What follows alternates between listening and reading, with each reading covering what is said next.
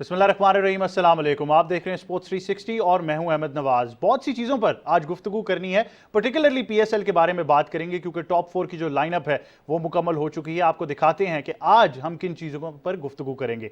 सबसे पहले बात करेंगे कल के मैच की। पाकिस्तान सुपर लीग में कल बड़े ज़बरदस्त मुकाबले थे क्योंकि उन्होंने टूर्नामेंट की टोन को सेट करना था। अगर आप कल के पहले मुकाबले की बात करें तो कराची किंग्स का मुकाबला था क्वेटा ग्लैडिएटर्स से, और क्वेटा के लिए ना सिर्फ ये मैच जीतना जरूरी था बल्कि अच्छे रन रेट से जीतना जरूरी था। शायद इसीलिए कॉमेंटेटर्स और क्रिकेट पंडित्स जितने भी हैं वो यही कह रहे थे कि क्वेटा को चाहिए कि टॉस जीतकर पहले बॉलिंग कर ले, ताकि टारगेट अगर अच्छे ओवर्स में अच्छी विकेटों के साथ चेस करते हैं तो रन रेट थोड़ी सी बेहतर हो सकेगी।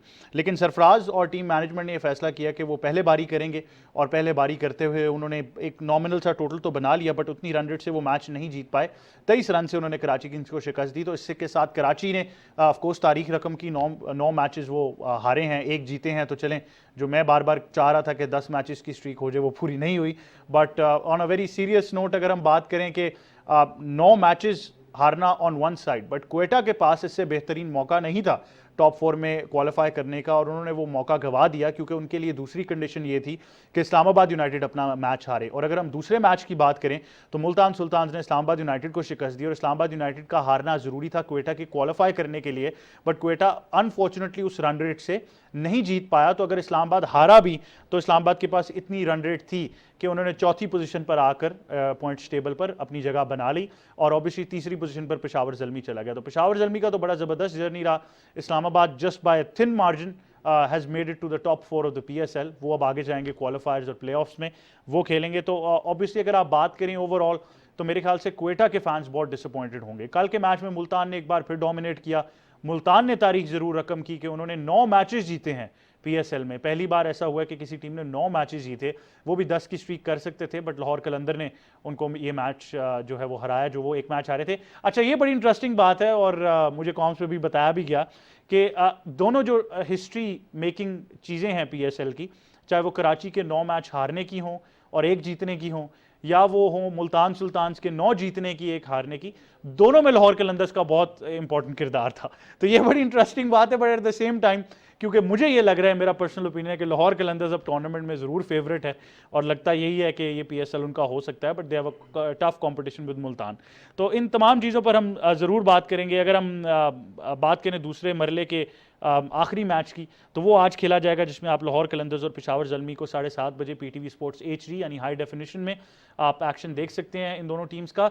जीतने वाली टीम जो है वो सेकंड पोजीशन पर आ जाएगी। तो ज़रूरी है कि टॉप 2 कौन सी होती हैं, क्योंकि अगर आपको टूर्नामेंट का फॉर्मेट समझ आए तो जो टॉप 2 टीम्स होती हैं वो खेलती हैं एक ऐसा मैच जिसमें जीतने वाली टीम फाइनल में ज़रूर जाती है, बट हारने वाली टीम नॉकआउट नहीं होती। हारने वाली टीम को एक और मौका दिया जाता है जिसमें वो एक और मैच खेलकर फाइनल में जगह बना सकती है। तो इसलिए आज का मैच जो है वो बहुत ज़रूरी है। इसके बाद आपसे ज़रूर बात करेंगे क्रिकेट की दुनिया से कुछ और ख़बरों की, जहां पर सुल्तान ऑफ स्विंग जो लेजेंड है हमारे वसीम अकरम, उनके बारे में हम ज़रूर बात करेंगे। आपको बताएंगे कि कराची के की अगर बात हम करें तो कराची के कुछ ओमन तो अच्छे नहीं रहे, बट ओवरऑल अगर बात करें तो उनके लिए थोड़ी सी चीज़ें जो हैं वो बेहतर होती ज़रूर जा रही हैं। तो ये जिस तरह कि हमने कहा कि बहुत से रिकॉर्ड्स भी हैं जो डिस्कस करने हैं हमने, वो बहुत इंपॉर्टेंट है कि ये चीज़ें आपको बताते जाएं। बट जहाँ पर हमने कहा कि वसीम अकरम के लिए पॉजिटिव बात ये है, एक अच्छा साइन है कि पाकिस्तान क्रिकेट बोर्ड ने उनको पीसीबी के हॉल ऑफ फेम में इंडक्ट किया है। एक छोटी सी सेरेमनी हुई कदाफी स्टेडियम लाहौर में, जहाँ पर सर विवियन रिचर्ड्स जो वेस्ट इंडीज़ के लेजेंड हैं, दुनिया क्रिकेट के लेजेंड हैं, उन्होंने जो मोमेंटो है हॉल ऑफ फेम का वो वसीम अकरम को प्रेजेंट किया, और वसीम अकरम इस मोमेंटो के साथ पीसीबी के हॉल ऑफ फेम में जगह बना पाए हैं। सुल्तान ऑफ स्विंग दुनिया में जाने जाते हैं, पाकिस्तान के लिए बहुत सी खिदमात उन्होंने सर अंजाम दी, एज कैप्टन भी और एज अ बॉलर भी, एज अ प्लेयर भी। और आई थिंक जब भी क्रिकेट की बात होती है, पाकिस्तान क्रिकेट की बात होती है, तो उनका नाम लाजमी आता है। तो वसीम अकरम, आपको बहुत मुबारकबाद, और पीसीबी हॉल ऑफ फेम में उन्होंने जगह बनाई है, आई थिंक वेल डिज़र्व्ड। इसके बाद हम ज़रूर आपसे बात करेंगे बीजिंग ओलंपिक्स की भी, और शो के आखिर में आपको बीजिंग विंटर ओलंपिक्स की भी अपडेट देंगे। विंटर ओलंपिक्स ऑफ कोर्स अपने अख्ताम को पहुंची, बड़ी ज़बरदस्त सेरेमनी के साथ बीजिंग चीन में ये क्लोज़ हुई, और एक ही मैसेज आया कि यूनिटी एंड वन फैमिली, जो यूनिफिकेशन का मैसेज चाइना की तरफ से बीजिंग ओलंपिक्स में दिया गया, वही मोटो था इस ओलंपिक्स का। तो उस पर भी हम आपको एक अपडेट देंगे, कुछ रिपोर्ट्स दिखाएंगे आपको, और बताएंगे कि क्लोजिंग सेरेमनी से रिलेटेड जितनी भी चीज़ें हैं, ओवरऑल विंटर ओलंपिक्स से रिलेटेड जितनी भी चीज़ें, उन पर गुफ्तगू करेंगे। शो का बाकायदा आगाज़ करेंगे, जैसा कि मैंने कहा शुरुआत पीएसएल से करेंगे। बट आपको पता है कि आप जो तमाम व्यूअर्स हैं और हमारे तमाम फैंस हैं हमें अपना फीडबैक भेजते रहते हैं। आप प्रोग्राम को पसंद भी करते हैं, बहुत सी चीज़ें जिन पे आप चाहते हैं हम डिस्कशन भी करें, चाहे वो पीएसएल हो, क्रिकेट रिलेटेड हो या आउटसाइड क्रिकेट रिलेटेड हो। और आपकी कुछ खास ओकेजन्स होती हैं जो हमें भी सेलिब्रेट करनी होती हैं। तो आज हमारी नन्ही फ़ैन है अनाया, जिनका आज जन्मदिन है। It's a happy birthday today. तो Anaya, happy birthday to you and we wish you many more. और पूरी टीम स्पोर्ट्स 360 की जानिब से, पाकिस्तान टेलीविजन न्यूज़ की जानिब से, पीटीवी की जानिब से आपको बहुत बहुत मुबारकबाद। We wish you a very very happy birthday. Keep on making exciting content, क्योंकि Anaya is the youngest YouTuber I know. तो अनाया, आप ज़बरदस्त सा कंटेंट यूट्यूब पर डालते रहिए, हम उसको फॉलो करते रहेंगे। And once again a very happy birthday to you. अब बात करते हैं क्रिकेट की और पीएसएल की। और मेरे साथ स्टूडियोज़ में मौजूद हैं क्रिकेट के कमेंटेटर हैं, क्रिकेट एक्सपर्ट भी हैं। हमारे साथ पाकिस्तान टेलीविजन का एक बहुत ही ज़बरदस्त हिस्सा है, वो हमारी टीम में शामिल हैं और हमें डिफरेंट प्लेटफॉर्म्स पर ज्वाइन करते रहते हैं। कि आसिफ अहमद हमें ज्वाइन करें। अस्सलाम वालेकुम आसिफ, कैसे हैं आप? वालेकुम अस्सलाम, मैं बिल्कुल ठीक हूँ अहमद, आप कैसे हैं? मैं बिल्कुल ठीक हूँ आसिफ। मेरे ख्याल से कल पीएसएल का सबसे इंटरेस्टिंग डे था, क्योंकि अगर हम मैथ्स और कैलकुलेशंस की बात करें तो वो तमाम कल अप फॉर ग्रैब्स थी। बट अगर हम पहले ही मैच में बात कर लें तो आपको लगता है, आपने फील किया कि शायद जब टॉस के बाद डिसीजन हुआ तो वहीं पे फैसला हो गया था पीएसएल का? अब अहमद, जितना इंटरेस्टिंग डे था पीएसएल के लिए, उतने ही बोरिंग मैचेस हमें देखने को मिले और बोरिंग डिसीजंस देखने को मिले। और ऐसा लगता है कि जिस तरह आपने कहा कि जितने भी क्रिकेट एनालिस्ट हैं, कमेंटेटर्स हैं, वो ये बात कर रहे थे कि कोयटा ग्लैडिएटर्स को जो है वो टॉस जीतकर पहले बॉलिंग करनी चाहिए ताकि वो उनको रिस्ट्रिक्ट करें, फिर जल्दी चेस करने के लिए जाएं, कोई इंटरेस्ट पैदा हो। लेकिन ऐसा नज़र नहीं आया और हमने देखा कि उसका खमियाजा भुगतना पड़ा कोयटा ग्लैडिएटर्स को, और वो टूर्नामेंट से आउट हो गए। और दूसरा जो मैच था वो भी बिल्कुल वन साइडेड हुआ, 106, और उसको बड़ा इजीली चेस कर लिया मुल्तान सुल्तान्स ने। सो आई थिंक कि कोयटा ग्लैडिएटर्स की अगर स्पेसिफिकली बात की जाए तो वो टीम जो हमेशा पहले 4 जो एडिशन से उसके अंदर वो क्वालिफाई करती रही प्लेऑफ्स के अंदर, फाइनल्स भी खेले, चैम्पियन भी बनी। अब पिछले 3 एडिशंस में उनका जो हालत है वो इंतहाई नाजुक हो चुकी है। और उसमें सबसे इंपॉर्टेंट रोल जो है, सबसे ज़्यादा जो बात की जाती है, कोयटा ग्लैडिएटर्स के फैंस को शायद बुरा भी लगे, वो सरफराज की कैप्टनसी है। कि सरफराज जिस तरह से एग्रेशन में नज़र आते हैं और अब उन्होंने इसके ऊपर काम करना शुरू किया है, देर आए दुरुस्त आए, अच्छी बात है। लेकिन अब उनको ये चीज़ें, अगर वो दोबारा कोयटा ग्लैडिएटर्स के हिस्सा होते हैं अगले साल, तो मेरा ख्याल है कि वो अपनी इन गलतियों से सीखेंगे। दूसरी जानिब उनके जो यार एक फैक्टर, अगर आप इजाज़त दें, मैं माजरत आपको इंटरप्ट कर रहा हूँ, बट मेरे माइंड में ये फैक्टर चल रहा है, मैं चाहूँगा आप बेहतर तरीके से इसको एलैबोरेट कर सकते हैं कि अगर लेट्स से सरफराज कोयटा के कप्तान नहीं होते और कोयटा उनको रिलीज़ भी कर देता है, क्या हमें फ्रैंकली लगता है कि सरफराज ड्राफ्टिंग में कहीं ना कहीं पिक हो पाएंगे? देखिए, बहुत मुश्किल होगा। उसकी वजह यह है कि सरफराज की अपनी भी परफॉर्मेंस जो है वो एक्स्ट्रॉर्डनरी नहीं है, अप टू द मार्क नहीं है। और यही वजह है कि जब कैप्टन फ्रंट से लीड कर रहा होता है, खुद परफॉर्म करता है, मिसाल लीजिए शादाब खान की, मिसाल लीजिए रिजवान की, मिसाल लीजिए शाहीन शाह अफरीदी की, तो टीम का मोमेंटम ही अलग आपको नज़र आ रहा होता है। और ऐसा ही है। और सरफराज, मुझे नहीं लगता कि अगर वो कोयटा ग्लैडिएटर्स का हिस्सा नहीं होंगे और या कैप्टन नहीं होंगे तो वो ज़ाहिर है फिर वो टीम में किस तरह से जगह बनाएंगे, और अगर अपनी टीम में जगह नहीं बना सकते तो कोई और टीम उनको कैसे पिक करेगी? मुझे तो बहुत मुश्किल नज़र आ रहा है। बहुत मुश्किल है इंडीड। और आई थिंक आसिफ ने बड़ी इंपॉर्टेंट बात की कि जहाँ पर हम पीएसएल में कई चीज़ों पर गुफ्तगू कर रहे हैं, चाहे वो कराची का रीवैम्प करना हो या और बहुत सारी चीज़ें हों, आई थिंक ये बड़ा इंपॉर्टेंट है कि हम ये ज़रूर देखें कि कोयटा को किन चीज़ों पर काम करने की ज़रूरत है। इसी नोट पर एक छोटे से वक्फे की तरफ जाते हैं, वापस आते हैं, डिस्कशन को जारी रखेंगे। देखते रहिए स्पोर्ट्स 360।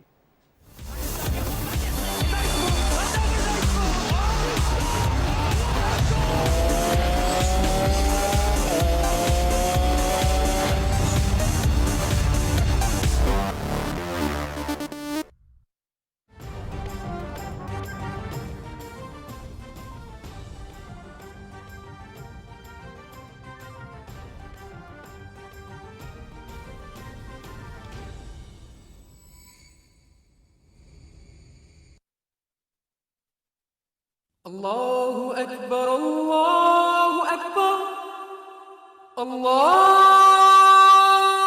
अकबर,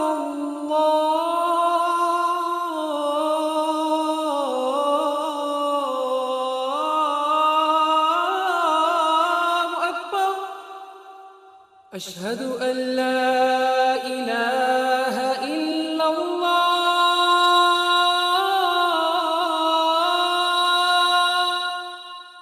अशहदु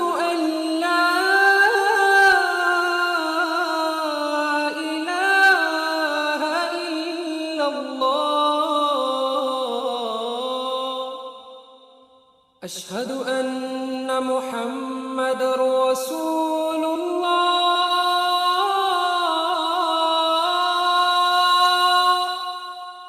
अशहदु अन्न मुहम्मदर रसूलुल्लाह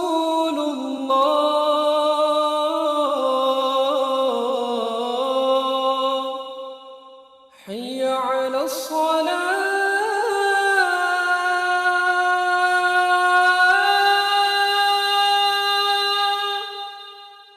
حي على الصلاة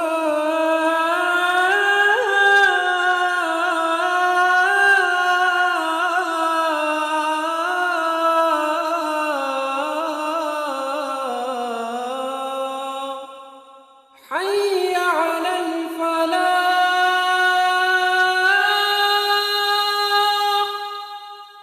حي على الفلاح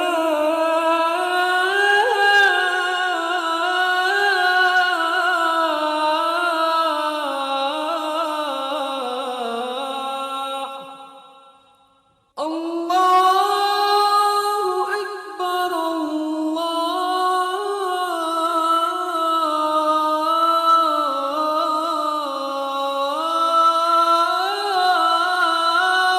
أكبر لا إله إلا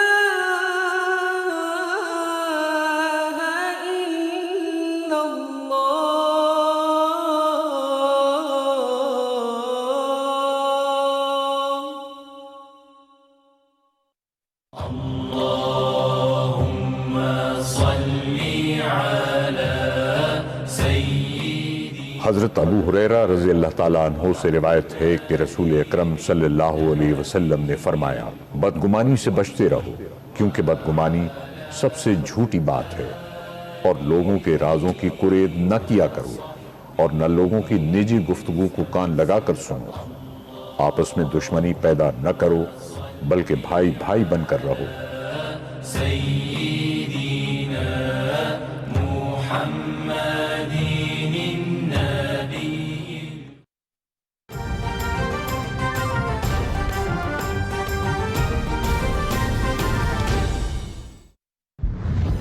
Here he goes again.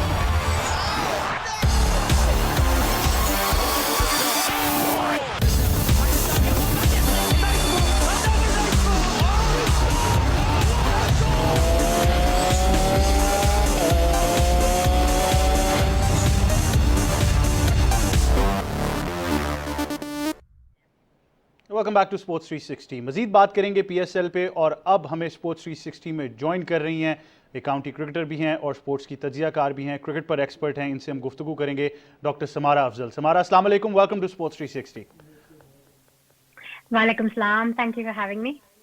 Great to see you on the show. आप क्या ऐड करना चाहेंगे अगर हम पाकिस्तान सुपर लीग की बात करें? कल का मैच तो ऑब्वियसली बहुत इंपॉर्टेंट था regarding points that were up for grabs, but overall जो टूर्नामेंट की टोन सेट हुई है, काफ़ी इंटरनेशनल प्लेयर्स और कोचेस कह रहे हैं कि that the quality of the tournament जो अभी तक उन्होंने देखी है is probably best in the world. नहीं जी, बिल्कुल जो क्वालिटी थी पीएसएल की so far it's been brilliant. I think हर साल PSL is just outdoing itself. हर साल जो कम्पिटिटिवनेस होती है, जो क्वालिटी हमें देखने को मिल रही है, वो बहुत अच्छी है। माइकल वोन ने पिछले दिनों कहा था कि it's the second best T20 league in the world. Obviously वो फर्स्ट को आईपीएल कह रहे हैं, लेकिन यू नो वो भी एक बहुत बड़ा कॉम्प्लीमेंट है पीसीबी के लिए, पीएसएल के लिए। और बहुत मैचेस सारे बहुत ही इंजॉयबल होते हैं, बहुत कम्पिटिटिव होते हैं। Again even yesterday low scoring game थी, लेकिन फिर भी एक्साइटमेंट थी। फिर भी ये नहीं पता था कि डेफिनेटली मुल्तान जीतेगी। तो you know hats off to the PCB, क्योंकि स्पेशली पैंडेमिक की वजह से जो लास्ट टाइम हुआ था और शुरू में कोविड के केसेस भी थे, तो ऑब्वियसली थोड़ा था कि टूर्नामेंट हो पाएगी, क्या होगा। बट जिस तरह उन्होंने बबल्स को हैंडल किया, जिस तरह उन्होंने टूर्नामेंट को हैंडल किया, तो हैट्स ऑफ टू देम के अब we are getting ready for the final on Sunday इंशाल्लाह। बिल्कुल। आप अगर हम क्वेटा ग्लैडिएटर्स की बात करें ओवरऑल टूर्नामेंट में, और अभी हम स्टूडियोज में भी यही बात कर रहे थे कि बहुत सी टीम्स हैं जिनको काफ़ी चीज़ें बेहतर करनी है अगले टूर्नामेंट में, but for Quetta and for Sarfaraz specifically आपको लगता है there needs to be a huge turn around, क्योंकि पिछले अगर आप 7 एडिशंस देखें तो कंसिस्टेंटली एक ही कप्तान के साथ गए, बट ओवरऑल वो रिजल्ट्स नहीं अचीव हो पाए जो प्रॉब्ली वो पिछले कुछ 2-3 सीजन्स में करना चाह रहे थे। आई थिंक ड्रास्टिक चेंजेस की जरूरत भी नहीं है, क्योंकि ये वही टीम है जो जीत चुकी है पीएसएल, और पिछले जो बिगिनिंग के 3-4 पीएसएल एडिशंस थे वो बहुत अच्छा खेले हैं। लास्ट 3 सीजन्स अनफॉर्चुनेटली उनके लिए अच्छे नहीं रहे, ये फ्यू प्रॉब्लम्स हुई हैं, ऑफ कोर्स इंजरीज, एंड फिर प्लेयर्स चले गए हैं इंटरनेशनल कमिटमेंट्स के लिए। अब ये फॉल्कनर का जो मसला हुआ है, तो आई think I wouldn't say drastic turn around, I think उनको बैठ के अपनी स्ट्रैटेजी रीथिंक करनी चाहिए, एक अच्छी कॉम्बिनेशन बनानी चाहिए, बिकॉज समटाइम्स आई थिंक उनकी जो बैटिंग है थोड़ी लाइट है, या उनके जो बॉलिंग है वो प्लान पे नहीं जा रही। तो यू नो उनके पास बहुत अच्छे कोचेज हैं इन बॉलिंग डिपार्टमेंट में, they have one of the best T20 bowlers in the world, Umar Gul. तो ये नहीं कि उनके पास नहीं है रिसोर्सेज, नहीं है उनके पास बहुत अच्छे रिसोर्सेज है, लेकिन अनफॉर्चुनेटली कभी कभी बैड लक भी हो जाती है, कभी जिस तरह आप चाहते हैं रिजल्ट चाहे उस तरह नहीं जा रहे होते। But I think for next year they need to rethink, और एक अच्छी स्ट्रैटेजी, एक अच्छी कॉम्बिनेशन के साथ उनको जाना चाहिए। बिल्कुल, अच्छे कॉम्बिनेशंस और अच्छी स्ट्रैटेजी बहुत इंपॉर्टेंट है, बट समारे ने बहुत इंपॉर्टेंट बात की। आसिफ, आप एग्री करेंगे कि अगर एक पॉजिटिव हम क्वेटा ग्लैडिएटर्स की टीम से देखें तो वो उनका बॉलिंग यूनिट रहा है, जिस तरह से उमर गुल काम कर पाए हैं, स्पेशली नसीम शाह की बात हो रही है, जिस इकॉनमी से और जिस तरह विकेट टेकिंग बॉलिंग उन्होंने की है, खासी इंप्रूवमेंट नज़र आती है हमें। बहुत ज़बरदस्त, बिल्कुल आप ठीक कह रहे हैं, और बहुत इम्प्रेस किया है नसीम शाह ने, ख़ास तौर पर उनकी वेरिएशन जो थी, लाइन और लेंथ जो थी, जिस तरह से T20 के अंदर हम देखते हैं कि बॉलर्स जो हैं वो इकोनॉमिकल नज़र नहीं आते, और हमने देखा कि क्वेटा ग्लैडिएटर्स 2 ओवरऑल स्ट्रगल कर रहे थे, उनके इंटरनेशनल प्लेयर्स ने अच्छा परफॉर्म किया, जेसन रॉय ने अच्छा परफॉर्म किया, लेकिन जिस तरह से बॉलिंग नसीम शाह ने की और फास्ट बॉलर्स के साथ काम किया उमर गुल ने, वो बहुत रिमार्केबल है। और नसीम शाह की बॉलिंग आप कल के मैच में भी देख लीजिए, बहुत इकनॉमिकल रहे, कमाल बॉलिंग की, विकेट्स भी हासिल की। सो मेरा ख्याल है कि जो एक खला नज़र आ रहा था हमें उनकी बॉलिंग के अंदर, कि उसके अंदर हम देख रहे थे कि वेरिएशंस जो हैं वो नहीं थी, दो कि के इस कम उम्र में उन्होंने हैट्रिक की है, टेस्ट क्रिकेट के अंदर पेस भी बहुत अच्छी है।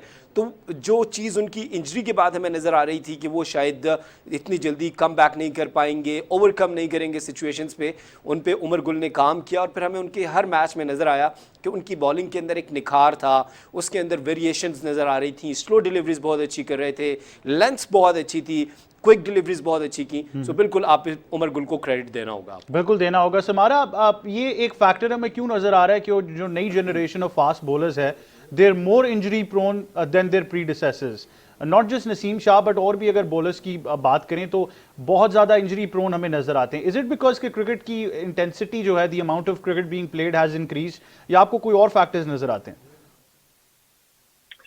I think intensity for sure, बहुत ज़्यादा मैचेस हो रहे हैं, बहुत ज़्यादा टूर्नामेंट्स हो रही हैं। अगर आप पाकिस्तान का स्केड्यूल देखें, लगातार क्रिकेट हो रही थी, इवन दो पैंडेमिक चल रहा था, और अब फिर सीधे पीएसएल में आ गए। और जो एक बॉलिंग होती है पोजीशन, ऑब्वियसली मैं खुद एक बॉलर थी, मीडियम पेस थी, फास्ट नहीं थी, लेकिन फिर भी आपको पता है अब मैंने 10 साल खेला है, लेकिन मैं अब बॉलिंग 4-5 ओवर से ज़्यादा नहीं कर सकती, बिकॉज मेरे नीज में प्रॉब्लम हो जाती है।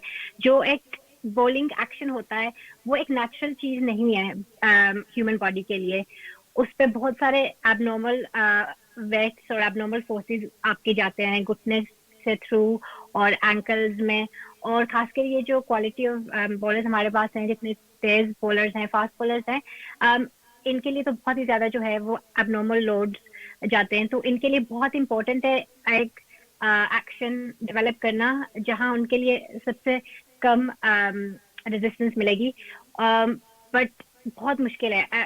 वर्ल्ड में देखें, फास्ट बॉलर्स जो सही फास्ट बॉलर्स उनकी जो है ड्यूरेशन इतनी ज्यादा नहीं होती, 10 साल। बैट्समैन तो 20-30 साल भी खेल लें, but as a bowler it's very difficult. तो again they need good coaches उनको, और फिटनेस के लिए ऑब्वियसली बहुत इंपॉर्टेंट है फिटनेस, और ये कि ज्यादा भी आप करवाएं काम, जिससे फिटनेस भी हो गई, बॉलिंग भी हो गई, तो समटाइम्स बहुत ज्यादा हो जाता है। तो again they need the right balance, कि इतनी ट्रेनिंग करनी है, स्ट्रेचेस करने हैं, और खास करके जब आप क्लब क्रिकेट खेलते हो या आप ग्रास रूट्स में खेलते हो, और हम सब करते हैं, आप बॉलिंग करते हैं या बैटिंग करते हैं, बट आप कंप्लीटली फॉरगेट करते हो कि वार्म डाउन भी करना है, स्ट्रेचेस भी करने हैं। ऑब्वियसली आपकी इंटरनेशनल लेवल और जो पीएसएल का लेवल है इसमें तो करवाते हैं, बट वो पहले से ही कुछ इंजरीज डेवलप होना शुरू हो जाती हैं। सो ये आपको मॉनिटर करना पड़ता है। बिल्कुल मॉनिटर करना ज़रूरी है, बट क्योंकि अब फिटनेस की बात कर रहे हैं और आई थिंक अगर किसी एक इंसान की आपने रिमार्केबल फिटनेस और एक जर्नी टू सक्सेस देखना है तो वो शायद मोहम्मद रिजवान है। अगर हम दूसरे मैच पर नज़र डालें तो के आसिफ इस्लामाबाद यूनाइटेड का मुकाबला मुल्तान सुल्तान से था, और जैसा कि मैंने कहा कि एक और तारीख रकम हुई कि Multan 9 out of 10 matches PSL में जीत पाया। देखिए, उसमें सबसे बड़ा किरदार जिस तरह आपने कहा वो मोहम्मद रिजवान का है। चाहे आप उनकी फ़िटनेस की बात करें, उनकी बैटिंग की बात करें, उनकी कैप्टनसी की बात करें, उनके कॉन्फिडेंस की बात करें, उनके एंथुसियाज़म की बात करें, आपको सब चीज़ें ही पॉजिटिव नज़र आएंगी। और सब कुछ जब पॉजिटिव होता है तो फिर उसका रिज़ल्ट जो है वो जीत की सूरत में मिलता है। और देखिए, कल जो लोग बात कर रहे थे कि ट्रैक जो है वो स्पिन बॉलर्स के लिए बहुत हेल्पफुल है, और हमने देखा जिस तरह से south African star Imran Tahir ने बॉलिंग की, सिर्फ 8 रन दे के 2 खिलाड़ी आउट किए, मैन ऑफ द मैच भी हुए, बाकी स्पिनर्स ने बहुत अच्छा परफॉर्म किया। लेकिन रिजवान को इससे फ़र्क नहीं पड़ता कि ट्रैक कैसा है, वो एक कंसंट्रेशन से आएंगे, उससे बैटिंग करेंगे। अगर आपको देखिए, यही चीज़ हमने बाकी प्लेयर्स ने भी सीखनी है कि ऐसा नहीं होगा कि सिर्फ जब कंडीशंस आपको सपोर्ट कर रही हैं तो आप परफॉर्म करेंगे। स्टार आप उस वक्त बनते हैं जब आपकी कंडीशंस आपके अगेंस्ट जा रही होती हैं और आप परफॉर्म करते हैं। सो रिजवान की ये बात आप मानिए कि पिचेस अगर मुश्किल भी हों, जैसी भी हों, वो टाइम लेते हैं, उनके ऊपर क्रिटिसिज्म होता है कि स्टार्ट स्लो करते हैं, उनका स्ट्राइक रेट कम है, लेकिन एट द एंड आप देखिए उनका स्ट्राइक रेट 140 होता है और टीम जीत रही है। सो आई थिंक रिजवान से अब हमारे बाकी प्लेयर्स को सीखने की ज़रूरत है। कल भी जब पिच में स्पिन था और स्पिनर्स को हेल्प मिल रही थी, वो वेट कर रहे थे, सिंगल के ऊपर जा रहे थे। देखिए, जितनी भी मुश्किल बॉलिंग हो, आप सिंगल करना सीखेंगे तो आप बड़े खिलाड़ी बनेंगे। माइकल बेवन की मिसाल लीजिए, जितनी मुश्किल बॉलिंग हो रही है आपने सिंगल करना है, और जितना ज्यादा आप सिंगल्स करेंगे, इवन इन T20 भी आप अपोजिशन के ऊपर प्रेशर डालेंगे। इंपॉर्टेंस जो अब काफी क्रिकेटर्स मेरे ख्याल से भूल चुके हैं आसिफ, यंगस्टर लेवल पर। देखिए, यही तो हमने सिखाना है और यही तो हमने बताना है कि आप रिजवान से क्या सीखना चाह रहे हैं। कि आप विराट कोहली को देख लीजिए, जिस क्लास के वो बैटर हैं, कि वो जितनी भी मुश्किल बॉलिंग होती है वो सिंगल लाजमी करते हैं। जब आप स्ट्राइक रोटेट करते हैं, एक ओवर में कोई एक ऐसी लूज डिलीवरी होगी जो आपको बाउंड्री देगी और आप उसका वेट करेंगे, और जब आप 7-8 रन करेंगे, 9 रन करेंगे, तो मेरा ख्याल है कि ये बड़ा ज़बरदस्त हो जाता है। बॉलर भी प्रेशर में आ जाते हैं और फील्डिंग साइड और उनके कैप्टन भी प्रेशर में आ जाते हैं। बिल्कुल, ये बहुत इंपॉर्टेंट बात आसिफ ने की। आई थिंक फॉर द यंगस्टर्स जो हमें देख रहे हैं, इंपॉर्टेंस ऑफ अ सिंगल किसी भी फॉर्मेट में आप उसको इग्नोर नहीं कर सकते। और इसी तरह कहते हैं कि आपको इनिंग्स जो बिल्ड करनी है वो यही कैलकुलेशन करनी है कि आपने स्ट्राइक किस तरह रोटेट करना है। समारा, आप क्या ऐड करना चाहेंगी मुल्तान सुल्तान्स के लिए? Defending champions, it has been a dream run, 9 out of 10 games, और फिर मोहम्मद रिजवान की अगर कप्तानी की बात करें तो एक मिसाल रहे हैं तमाम कप्तानों के लिए पीएसएल में। नहीं, Multan Sultans have been fantastic. I'm very happy कि मेरा भी एसोसिएशन खानेवाल से है, तो उन्होंने बहुत अच्छा खेला है। और जब आप देखते हैं ना रिजवान की लीडरशिप, अगर आप देखें वो बहुत पॉजिटिव है। आसिफ भाई ने जैसे कल बात की, ऑब्वियसली मुल्तान थोड़ा सा डिफिकल्ट पोजीशन में था, लेकिन मुझे पता था कि जब तक रिजवान खेल रहा है तो वो जीत जाएंगे, बिकॉज अगेन वो वो सेंसिबली खेल रहे थे, सिंगल्स ले रहे थे, जब हिट करने का मौका मिल रहा था तब वो सेंसिबल शॉट खेल के बाउंड्रीज ले रहे थे।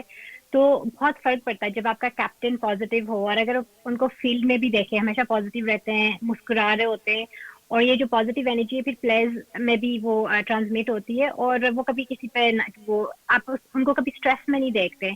I think that's part of his personality. वो जब कोई कैच भी ड्रॉप होता है, फील्डिंग में साफ होती है, वो आपने कभी उनको देखा नहीं है कि वो स्ट्रेस में आए हैं। तो आई थिंक इस तरह जब आपके प्लेयर्स आपके साथ रिलैक्स्ड रहते हैं तो आप उनसे सबसे बेस्ट परफॉर्मेंस निकाल सकते हैं। तो as a leader he is led from the forefront, not only as a captain लेकिन एज अ बैट्समैन टू। उन्होंने बहुत अच्छा खेला है, तकरीबन हर मैच में परफॉर्म किया है। So I think they deserve to actually win the PSL. अगर यहाँ से इतने मैच 9 आउट ऑफ 10 जीत कर अगर फाइनल हार गए तो I personally would be very disappointed for them. I think वो they deserve to win, inshallah, on Sunday. मैं वैसे सवाल पे आना चाहता था कि अब क्योंकि टॉप 4 हो गए हैं तो आपकी क्या पिक्स होंगी, बट आई थिंक समारा ने पहले ही क्लियर कर दिया है कि मुल्तान सुल्तान को उन्होंने पहले ही पीएसएल दे दी है, तो she is going with Multan, ये तो हमें क्लियर हो गया। बट आसिफ, कुछ चीज़ें हैं जिनको बड़ा कीनली ऑब्जर्व करना पड़ता है, क्योंकि ऑब्वियसली क्रिकेट मेरे और आपके खून में भी है तो वो निकल तो नहीं सकती, तो हम बड़े कीनली मैचेस को देख रहे होते हैं, मैं हूँ, आसिफ हूँ, या हमारी तरह के जितने भी लोग हैं, और हम खाली मैच नहीं ऑब्जर्व कर रहे होते, एक एक बॉल के साथ हर चेंज को हम ऑब्जर्व करते हैं। ये आई थिंक एक कर्स है हमारे पे जो अब कभी नहीं हटेगा। तो आसिफ, हमने जो एक चीज़ देखी कि अगर आप पहले चले जाएं पीएसएल से ड्राफ्टिंग में आ जाएं, तो मुल्तान सुल्तान बड़ी सटल गई अपनी ड्राफ्टिंग के साथ, मतलब कोई इतनी हाइप और धूम नहीं मची उनकी ड्राफ्टिंग के बारे में। आई थिंक जो सबसे बड़ा शॉकर उन्होंने दिया वो टिम डेविड को जब उन्होंने लिया। उसके अलावा अगर आप रिसोर्सेज देखें तो उनके रिसोर्सेज तकरीबन वही थे जो पिछले साल उनके पास थे, कुछ एक दो ट्वीक्स उन्होंने ज़रूर किए। जो इंस्ट्रूमेंटल कप्तानी होती है वो सिर्फ ये नहीं होती कि आप लीड फ्रॉम द फ्रंट कर रहे हैं, कि आप खुद स्कोर कर रहे हैं, आपके चेंजेस अच्छे हैं, वो ऐसे होते हैं कि आप ऐसी सिचुएशन में ऐसे इंसान को भी यूज़ कर जाते हैं जिसके बारे में किसी ने सोचा भी ना हो, और ऐसी एक मिसाल में खुशदिल शाह की नज़र है। एग्जैक्टली देखिए, ये बिल्कुल आप बहुत अच्छा आपका क्वेश्चन है, और इस चीज़ को सीखना है जो टीम्स पीछे रह गई, कराची किंग्स रह गई या कोयटा ग्लैडिएटर्स रह गई, कि वो क्या मसाइल थे जिनकी वजह से वो अच्छा परफॉर्म नहीं कर पाए। अच्छे कैप्टन्स और अच्छे बैटर्स बॉलर्स होने के बावजूद जो मैनेजमेंट में लूप होल्स थे, उनकी वजह से उनकी टीम जो है वो पीछे रह गई। अब देखिए, जो क्रिकेट है, ये जो क्रिकेट लेजेंड्स हैं वो यही कहते हैं, जिस तरह आपने कहा कि हमारे खून में रच बस गई है। सो आपका खाना पीना क्रिकेट है, आपकी बातचीत क्रिकेट है, आपका ओढ़ना बिछोना क्रिकेट है। सो जब ये सब चीज़ें होंगी तो फिर आपके अंदर एक एप्टीट्यूड बनेगा, और आप जब आपकी सारी तवज्जो है वो गेम की तरफ होगी।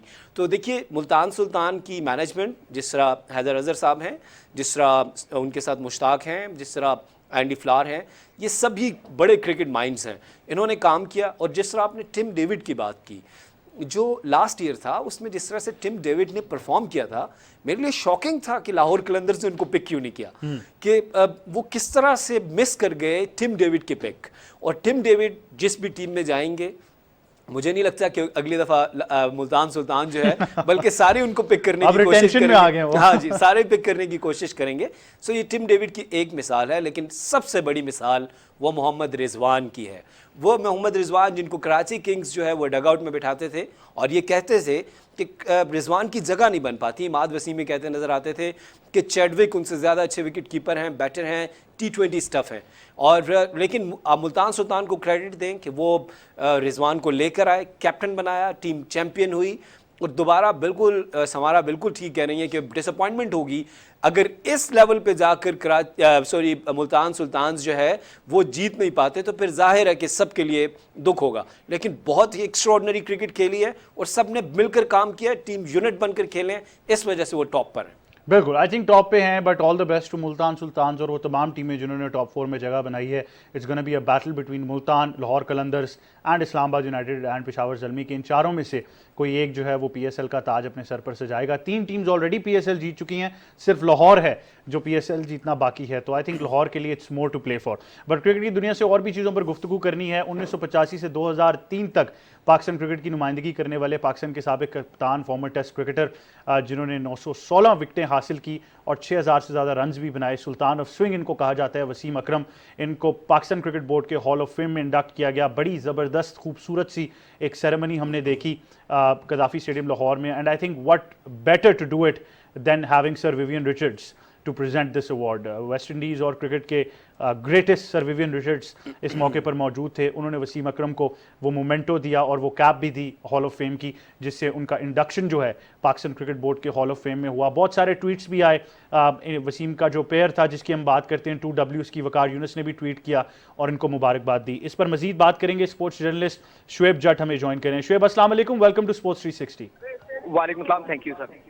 शुएब, क्या ऐड करना चाहेंगे एक पॉइंट पर जहां पर लोग बहुत तनकीद कर रहे थे कराची किंग्स को, वहां पर वो जरूर ये भूल जाते हैं कि वसीम अकरम ना सिर्फ पाकिस्तान के लिए बल्कि दुनिया क्रिकेट के लिए सुल्तान ऑफ स्विंग रहे हैं और पाकिस्तान क्रिकेट बोर्ड ने उनको हॉल ऑफ फेम में इंडक्ट किया है। आप क्या ऐड करना चाहेंगे? मैं समझता हूं कि ये हॉल ऑफ फेम को रिस्पेक्ट दी गई है, वसीम अकरम को रिस्पेक्ट नहीं दी गई। वसीम अकरम जो है वो उस तरह के लेजेंड हैं जो सदियों में पैदा होते हैं और फिर वो हमेशा के लिए जो है वो अमर हो जाते हैं। जिस तरीके से वसीम अकरम की परफॉर्मेंसेज हैं वो सबके सामने हैं। आईसीसी के जो है वो कोई भी किसी भी तरह की टीम बना ली जाए तो उसमें वसीम अकरम का नाम जरूर होता है। वसीम अकरम ने सिर्फ 92 का वर्ल्ड कप भी पाकिस्तान को नहीं जितवाया, बल्कि पाकिस्तान को कई सुपरस्टार्स जो हैं वो भी दिए। तो अब जिनको हॉल ऑफ फेम में शामिल करना तो पहले ही कर दिया गया था, बाकायदा तौर पे उनका जो है वो एक सेरेमनी की गई और ऑनर किया गया। तो तनकीद करने वाले तनकीद करते रहे। वसीम अकरम का कद जो है उनकी तनकीद से छोटा नहीं हो सकता और आपके सामने ही है जो उनकी परफॉर्मेंसेज हैं। पूरी दुनिया एक क्रिकेट में उनको लेजेंड कहा भी जाता है और बहुत ज्यादा रिस्पेक्ट की निगाह से भी देखा जाता है। मैं दुनिया भर में जो है वो क्रिकेट कवर करने के लिए गया हूँ, मैंने वहां देखा है कि जब वसीम अकरम आते हैं तो लोग किस तरीके से एहतराम में जो है वो वसीम अकरम के खड़े हो जाते हैं, या जब वसीम अकरम बात करते हैं तो बड़े से बड़े लीजेंड जो क्रिकेट के हैं वो किस खामोशी और इनामात से उनकी बात सुनते हैं। तो वसीम अकरम का एहतराम जो है वो पूरी दुनिया में किया जाता है उनकी सर्विसेज की वजह से। आपने बड़ी ज़बरदस्त बात की शुएब, मैं चाहूँगा आप इसको ज़्यादा एलैबोरेट इस तरह से कीजिए कि एज अ प्लेयर तो वो ज़रूर सक्सेसफुल थे, बट उसके बाद अगर हम उनका कोचिंग स्टिंट देखते हैं या किसी भी ऐसा फास्ट बॉलर, चाहे वो दुनिया में मिचेल जॉनसन हो, चाहे आप इंडिया के फास्ट बॉलर्स की बात करें, किसी भी बॉलर की बात करें, इरफान पठान जिस तरह रहे, तमाम लोग बहुत कीन रहे हैं वसीम अकरम से सीखने के लिए। और यही वजह है कि दुनिया में डिफरेंट प्लेटफॉर्म्स पे हमने वसीम अकरम को उन रोल्स में भी देखा, चाहे वो कोलकाता नाइट राइडर्स की नुमाइंदगी करना हो, चाहे वो पाकिस्तान में डिफरेंट फ्रेंचाइज क्रिकेट को हेल्प करना हो, या दुनिया में और वेरियस रोल्स हों जो उन्होंने कोचिंग की रोल में निभाए। बिल्कुल आप सही कह रहे हैं। देखिए यहाँ पे लोग थोड़ी सी जो है वो चीजों को मैनिपुलेट कर रहे हैं या जो है वो दोनों को मिक्सअप कर रहे हैं। इस टाइम वसीम अकरम कराची किंग्स के प्रेसिडेंट थे, उनके कोच नहीं थे, उनके मेंटोर थे लेकिन कोच नहीं थे। ये बात अंडरस्टैंड करने की जरूरत है, ठीक है। उनके कोच जो है वो पीटर मूर से सही है, बाकी उनके साथ दीगर स्टाफ था। वसीम अकरम जो है वो कोच नहीं थे। लेकिन ये बात आपने बिल्कुल सही की है कि वसीम अकरम चाहे कोलकाता नाइट राइडर में हो, चाहे कराची किंग्स में हो, या कहीं पे भी जहां पे उन्होंने ये रोल अदा किया है, वहां पे टीमों को जितवाया है अपनी कोचिंग में। तो एक अच्छे कोच भी हैं, लेकिन अब उनका कद इतना बड़ा हो चुका है कि अब वो कोचिंग के रोल में नहीं रहना चाहते हैं। वो दीगर तरीके से क्रिकेट को सर्व करना चाहते हैं कि अब जो है वो एग्जैक्टिव जो है वे में, तो उस तरीके से वो वे जो है वो टीमों को जो है वो सर्व भी कर रहे हैं और अपनी सर्विसेज से फ्यूचर स्टार्स भी डेवलप कर रहे हैं। पाकिस्तान के रिसेंट के स्टार्स हों, माजी के स्टार्स हों, जो भी और सिर्फ पाकिस्तान की बात नहीं, दुनिया क्रिकेट में जो भी फास्ट बॉलर होता है, अगर आप उससे पूछ रहेंगे कि वो किसको आइडल करता है तो यकीनी तौर पे उसका जवाब जो है, जहां वो 3-4 बॉलर के नाम लेगा उसमें वसीम अकरम जरूर शामिल होंगे। और हर बंदा चाहता है कि वसीम अकरम से टिप ले ले, अपनी बॉलिंग में को जो है वो बॉलिंग स्किल्स को एनहांस करे। तो वसीम अकरम एक अकेडमी कहना भी छोटी बात होगी मेरे ख्याल से, क्रिकेट के लिए फास्ट बॉलर के लिए एक यूनिवर्सिटी का दर्जा रखते हैं। शुएब, आखिर में मैं आपसे 2Ws के बारे में ज़रूर पूछना चाहूँगा, क्योंकि वसीम अकरम का एरा तो नो डाउट एक बहुत ही बड़ा एरा रहा है, बट हमने देखा कि कल वकार यूनुस ने भी उनके लिए ट्वीट किया और बड़ा अच्छा लगा, क्योंकि ये 2Ws वो थे जिन्होंने पूरी दुनिया में हमें बताया कि फास्ट बॉलिंग कितनी लीथल हो सकती है पाकिस्तान की तरफ से।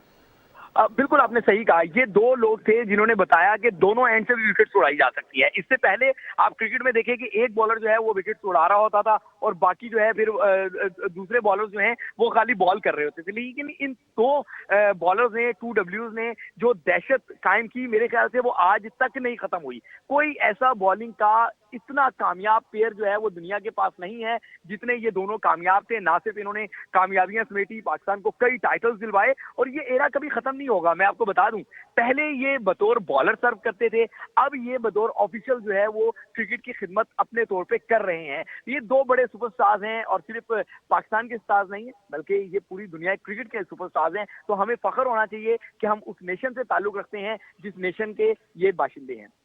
बिल्कुल शुएब जट, बहुत शुक्रिया, आप हमें ज्वाइन कर रहे थे स्पोर्ट्स 360 पर।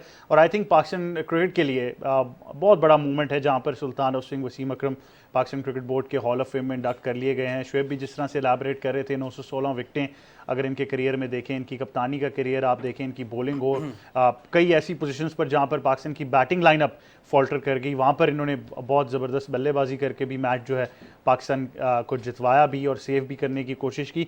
तो कंप्लीट क्रिकेटर नज़र ज़रूर आए और पाकिस्तान क्रिकेट के लिए इनकी खिदमात जो हैं उनको पूरी एरा जितनी भी क्रिकेट की रहेगी, जनरेशन जितनी भी आएंगी, वो ज़रूर इसको याद रखेंगी। कि आसिफ क्या ऐड करना चाहेंगे वसीम अकरम के बारे में? अब देखिए, जो जिस तरह से शुएब जट साहब बात कर रहे थे, कि वो एक यूनिवर्सिटी का दर्जा रखते हैं पाकिस्तान की फ़ास्ट बॉलिंग नहीं, पूरी दुनिया की फ़ास्ट बॉलिंग के अंदर। तो ये बिल्कुल सही कहा उन्होंने, शुएब जट साहब ने, कि ये हॉल ऑफ फेम को जो है वो इज़्ज़त बख्शी गई है और पाकिस्तान की फ़ास्ट बॉलिंग के लिए उनकी बहुत सी खिदमात हैं। और जिस तरह उन्होंने कहा कि दो के कराची किंग्स के अब वो प्रेसिडेंट हैं और वो मेंटोर के तौर पे डग आउट में थे।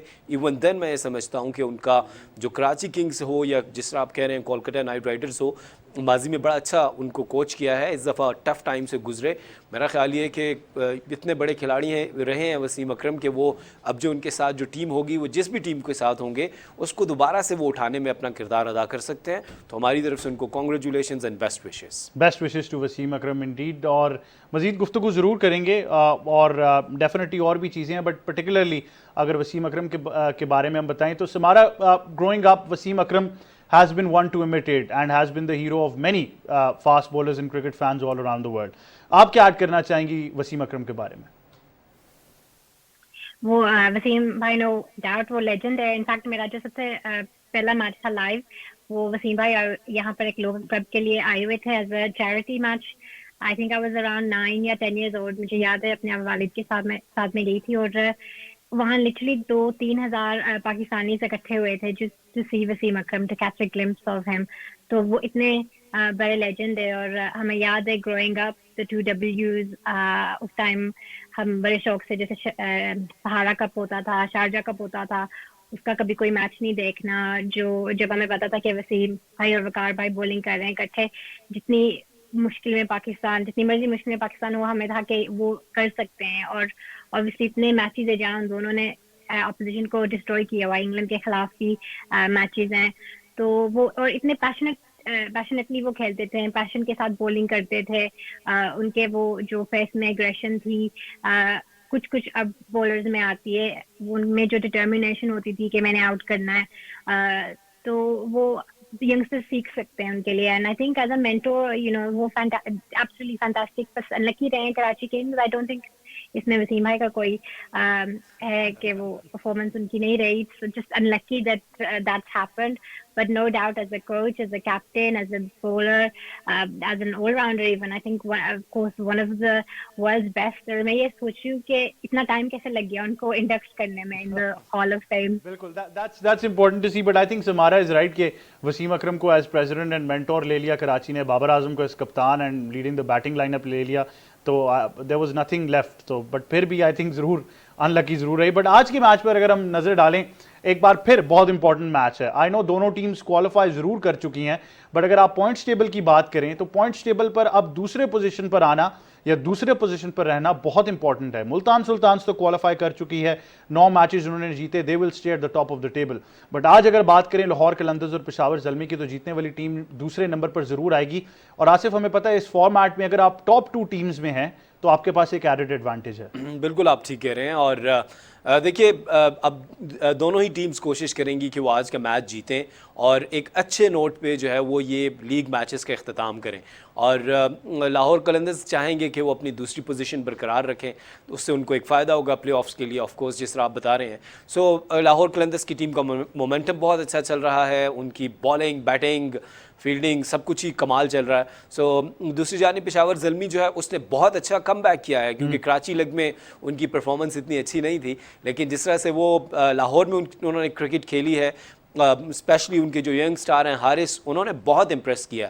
सो आई थिंक अब ये मैच तगड़ा होना चाहिए, एक अच्छी क्रिकेट देखने को मिलनी चाहिए। और लेकिन मुझे फिर भी ज़्यादा चांसेस जो हैं वो लाहौर कलंदर्स के लग रहे हैं। लाहौर कलंदर्स के पास मोमेंटम है इन लाहौर, और इस चीज़ को हम डिनाई नहीं कर सकते।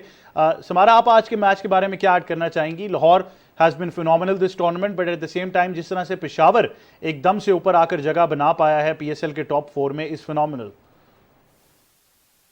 आई थिंक आज की बहुत एक्साइटिंग गेम है, क्योंकि पेशावर स्ट्रगल कर रहा था इनिशियली और अभी उन्होंने मोमेंटम गेन की और बहुत अच्छा खेल रहे हैं। लाहौर अच्छा खेल रहे थे, थोड़ा सा वो लैप्सेस हो गए, फिर अच्छा खेलना उन्होंने शुरू कर दिया। लेकिन अजीज लाहौर के फेवर में है कि उनकी क्राउड सपोर्ट, बहुत फर्क पड़ता है जब आप खेल रहे हैं और पूरा जो क्राउड है आपको सपोर्ट कर रहा है, आपको बैक कर रहा है। Obviously the captain, the fast bowler, जब वो आते हैं बॉल करते हैं, लिटरली पूरा क्राउड, शीनो, शाहीन, गहरा होता है, तो आई थिंक वो एक बहुत इंपॉर्टेंट फैक्टर है इसमें. लेकिन आई थिंक बैलेंस्ड हैं दोनों teams. I think it's about कौन प्रेशर ले पाएगा. एंड आई थिंक लाहौर के some of the players have to step up. I think Mohammad Hafeez उनकी इतनी अच्छी टूर्नामेंट नहीं गई, तो उनको अगेन स्टेप अप करना पड़ेगा, रन्स करने पड़ेंगे. बाकी in the bowling department they have been good. Again Haris Rauf कुछ परफॉर्मेंसेस बहुत अच्छी गई हैं, कुछ में थोड़ा सा बॉलिंग लाइन लेंथ पे नहीं थी. But I think it will be very exciting match. Obviously I am supporting Lahore. I hope के Lahore continue and they stay on second position. बिल्कुल, काफ़ी लाहौर की तो बहुत फिनोमिनल सपोर्ट नज़र आती है. बट एक जो इम्पोर्टेंट फैक्टर है आसिफ, वो ये है कि राशिद खान की अगर बात करें तो लाहौर की पूरी टीम का, बल्कि लाहौर कलंदर जो एक फैमिली यूनिट की तरह है, उसमें उनका बड़ा इम्पॉर्टेंट फैक्टर हमें नज़र आया. मैंने एक सोशल मीडिया पर वीडियो भी देखी जहाँ पर उन्होंने कहा कि मैं चाहे किस भी मर्जी कैटेगरी में हूँ, मैं लाहौर कलंदर्स के लिए हमेशा अवेलेबल रहूँगा. एक अच्छी टोन सेट की. बट अब अगर वो टूर्नामेंट में इनके लिए नहीं अवेलेबल, तो ये कितना बड़ा फैक्टर है?